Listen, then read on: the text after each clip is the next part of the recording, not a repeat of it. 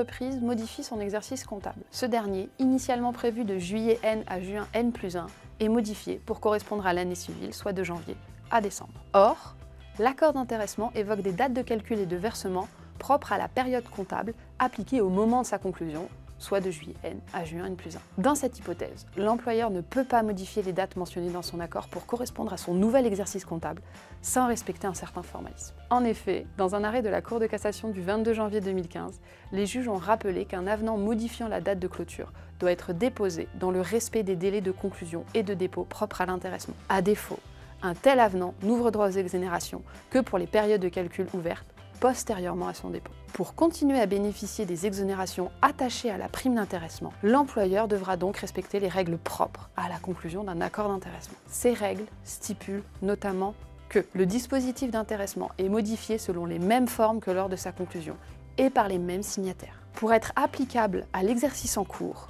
la modification doit avoir lieu avant la fin de la première moitié de la première période de calcul suivant la date de sa prise d'effet. Par exemple, en cas d'exercice coïncidant à l'année civile, une modification au titre de l'exercice 2026 doit avoir lieu avant le 1er juillet 2026. Enfin, l'avenant de modification doit être déposé sur la plateforme de téléprocédure du ministère du Travail dénommée Téléaccord. Et ce dépôt doit avoir lieu dans les 15 jours à compter de la date limite de la conclusion de l'accord.